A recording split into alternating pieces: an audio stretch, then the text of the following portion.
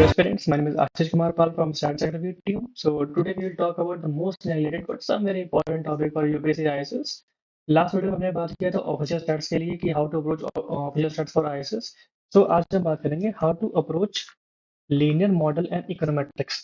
Econometrics के अलग से वीडियो आएगा बट आज हम देखेंगे कि व्हाट इज कोरिलेशन. देखो कोरिलेशन भी एक लीनियर मॉडल स्टैटिस्टिकल मेथड का टर्म है. सो लीनियर मॉडल और इकोनोमेट्रिक्स में क्या रिलेशन है, मतलब कैसे आप बिना लीनियर मॉडल पढ़े आप इकोनोमेट्रिक्स नहीं पढ़ सकते हो. सो मैं आज आपको दिखाऊंगा कि दोनों में रिलेशन क्या है और आपकी अप्रोच क्या होनी चाहिए. सबसे पहले हम देखेंगे कि इसका सिलेबस क्या होता है, पढ़ना क्या है, कितना पढ़ना है और सबसे इम्पोर्टेंट कैसे पढ़ना है. तो पहले सिलेबस देख लेते हैं थोड़ा सा, फिर आगे बात करेंगे. सबसे इम्पोर्टेंट सिलेबस होता है. तो जो यूपीएससी द्वारा सिलेबस डिफाइन कर रखा है उसमें लीनियर मॉडल में क्या है, theory of linear estimation, Gauss model linear model, estimate function बहुत इंपॉर्टेंट है. 2016, 18, 19 में बहुत क्वेश्चन आ जाता है यहाँ से. अब इसका थोड़ा कम हो चुका है. अब देखो जैसे यहाँ पे जनरलाइज इनवर्स ऑफ मैट्रिक्स बहुत कंफ्यूजिंग है, बच्चों को बहुत कंफ्यूज करता है, लेकिन इस समय ये ट्रेंडिंग टॉपिक बना हुआ है यूपीएससी आईसीएस के लिए. 22, 23, 25, 26 काफी क्वेश्चन देखने को मिले यहाँ से.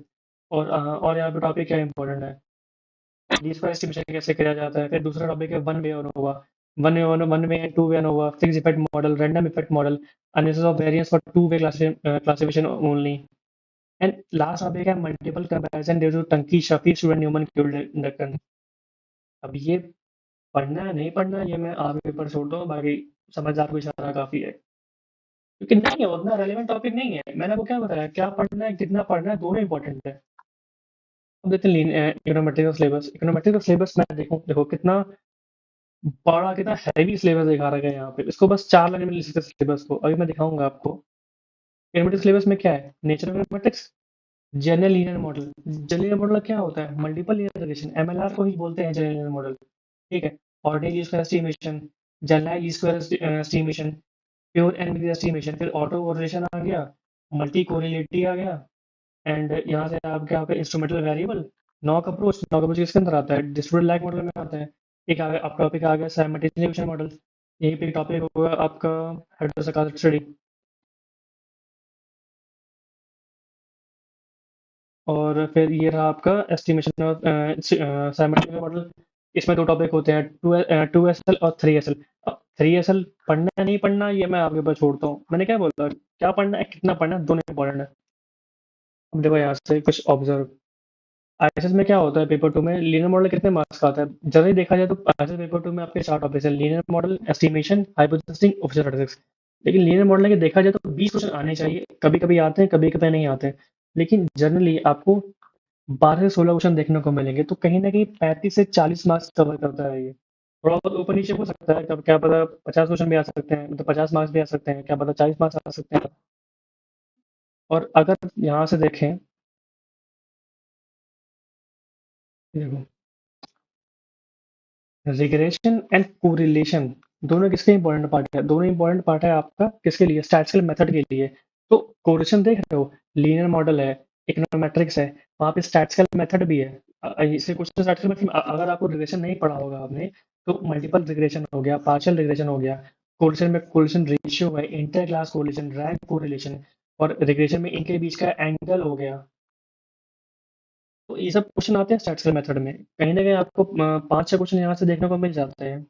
जैसे 2025 में कोरिलेशन का आया था, कोरिलेशन रेशियो क्वेश्चन आया था उसमें. उसमें पूछा था कि ईटा और इसमें आर में क्या रिलेशन है. तो मैं ये दिखा रहा हूँ कि कितना इंपॉर्टेंट टॉपिक है ये. अब अगर मैं इसका सिलेबस डिफाइन करूँ इकोनोमेट्रिक्स का, यहाँ पे सिलेबस देखो कैसा लिखा हुआ है, एकदम पूरा भर दिया था, कितना हैवी दिख रहा है. अब अगर मैं इस सिलेबस को लिखने की कोशिश करूँ तो मैं सिलेबस को कैसे डिफाइन करूंगा, सिंपल इंटीग्रेशन, मल्टीपल इंटीग्रेशन, ये पढ़ लोगे तब साथ में क्या पढ़ोगे, प्रिडिक्शन. ये पढ़ लिया, प्रेडिक्शन पढ़ लिया, फिर क्या आएगा, रेस्ट्रिक्शंस. इसी में आपका आता है क्या, exact linear restriction, sarcastic linear restrictions. फिर यहीं से आपका बनता है क्या, pure and mixed. Pure estimation क्या होता है, मिक्स एस्टिमेशन क्या होता है, यहीं से बनता है. फिर अब जब आपने ये पढ़ा इतना, सिंपल है मल्टीपल है, इनमें कुछ ना कुछ डिफॉर्मिटीज होंगी, कुछ प्रॉब्लम्स होंगी, कुछ दिक्कत होंगी, तो उन दिक्कत के लिए क्या आता है, मल्टी, हेट्रो, ऑटो. यही तो है. फिर इतना पढ़ लोगे आप, फिर आपको पता चलेगा कि लो, ये तो सिर्फ एक ही मॉडल के लिए है। अगर आपको बहुत सारे मॉडल को साथ में स्टडी करना है तब क्या करना पड़ेगा? तब उसके लिए आता है साइमल्टेनियस इक्वेशन मॉडल। ठीक है। अब इसमें क्या दिक्कत होती है? इसमें दिक्कत होती है कि लैग की बात होती है और करंट की बात होती है, एक्सोजेनस एंड एंडोजेनस वेरिएबल की बात होती है। तो उसकी प्रॉब्लम को फेस करने के लिए क्या आता है? Lagged model. यहाँ हम लोग पढ़ते हैं, नॉक अप्रोच पढ़ते हैं। ठीक है। फिर यहीं पे हम लोग पढ़ते हैं इंस्ट्रूमेंटल वेरिएबल। देख रहे हो कैसा रिलेशन है? मतलब कितना इजी सिलेबस डिफाइन कर रहा है। इतना, अब देखो कितना छोटा सिलेबस लग रहा है कि बस इतना सिलेबस है। अब बात करते हैं कि पढ़ना कैसे है। तो बुक्स की बात तो बाद में करेंगे। बुक्स कौन सी, देखो बुक्स बाद में पढ़ना है। पहले बुक्स के अलावा आपको कौन से सोर्सेज फॉलो कर रहे हैं उसके बारे में बात बताऊंगा मैं आपको। तो अगर हम बात करें रिग्रेशन के लिए, तो सबसे बेस्ट है रिग्रेशन के लिए आईआईटी कानपुर। आप सब जानते हो आईआईटी कानपुर के डॉक्टर शलभ सर हैं। तो उनके आपको यूट्यूब पर लेक्चर मिल जाएंगे, लेक्चर नोट्स मिल जाएंगे और इकोनॉमिक्स के नोट्स मिल जाएंगे। तो यूट्यूब पे मैंने लिंक दे रखा है। मैं लिंक खोलता हूँ अभी।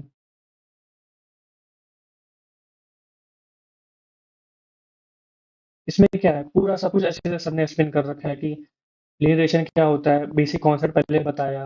मतलब ये बेस्ट है। देखो आपको कोई बुक फॉलो करने की जरूरत नहीं है। आपको कुछ नहीं आता एकदम जीरो, सबसे पहले सर का लेक्चर करो। सर के लीनियर मॉडल के लेक्चर्स करो। सर के नोट्स फॉलो करो। उसके बाद कहीं जाके आप लीनियर मॉडल की बुक्स करो। बच्चे क्या करते हैं, सीधा बुक्स, स्टूडेंट्स क्या करते हैं, सीधा सीधा बुक्स पढ़ते हैं। नहीं होने वाला, बिल्कुल समझ नहीं आएगा, बिल्कुल एकदम कंफ्यूज हो जाओगे। सबसे पहले मैंने क्या बोला, सबसे पहले सर के वीडियोस देखो। वीडियोस देखते देखते नोट्स बनाओ। लेक्चर फॉलो करो सर के नोट्स प्रिंट आउट करो, वहां से पढ़ो। उसके बाद कहीं जाके आप लीनियर मॉडल की बुक्स पढ़ो। Same for econometrics. देखो, सिंपल इंटीग्रेशन इजी कितना बहुत अच्छे से सर ने एक्सप्लेन किया। टेस्टिंग ऑफ हाइपोथेसिस दे रखा है, डायग्नोस्टिक टेस्ट सारे बता रखे हैं। और लेक्चर नोट्स के लिए भी मैंने आपको लिंक दे रखा है। देखो, जैसे सिंपल इंजीनियर पढ़ना है, सिंपल इंजीनियरिंग खोला, बस बहुत इजी, बहुत अच्छा। सब यहीं से पढ़ते हैं। आईटी कानपुर जो सलभ सर हैं, सलभ सर किसके लिए अच्छे हैं? सैम्पलिंग के लिए अच्छे हैं, इकोनोमेट्रिक्स के लिए अच्छे हैं, टाइम सीरीज के लिए भी अच्छे हैं, लीनियर मॉडल के लिए भी अच्छे हैं। तो ये लीनियर मॉडल बहुत इंपॉर्टेंट, इस तरह से बैकबोन है।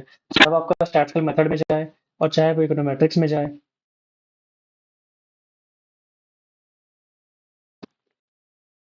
और इनके साथ साथ एक और सर हैं, डॉक्टर सोमेन मैथी। इनकी आईआईटी खड़गपुर के, इनके भी लेक्चर फॉलो कर सकते हो।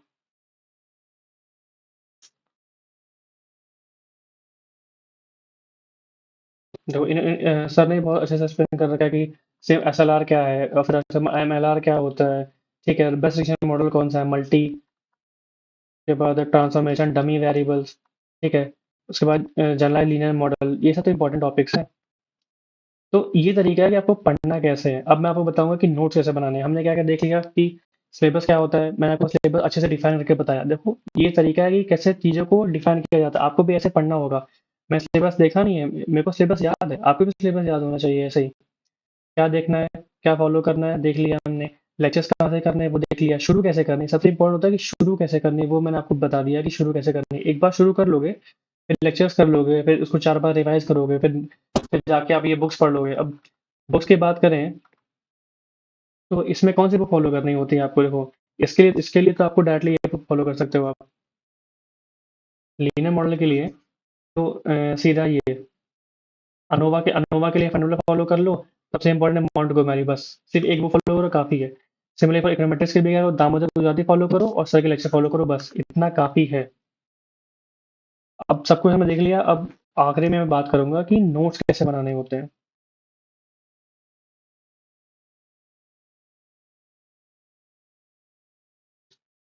मैंने पूरा सिंपल एक पेज में डिफाइन कर लिया है।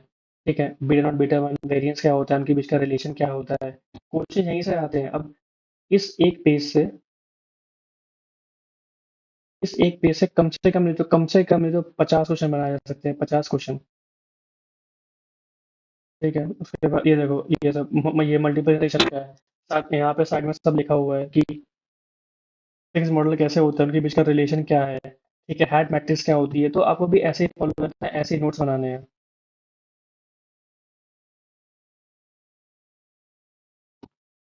बस यही तरीका था पढ़ने का। Thank you. अगर आपको वीडियो अच्छा लगा तो प्लीज़ सब्सक्राइब करें। और नेक्स्ट वीडियो हम बात करेंगे how to approach inference, then how to approach probability, how to approach statistical method, ऐसे ऐसे करके हमारी पूरी सीरीज आएगी। तो प्लीज़ चैनल को फॉलो करें और सीरीज फॉलो करें। Thank you so much, bye.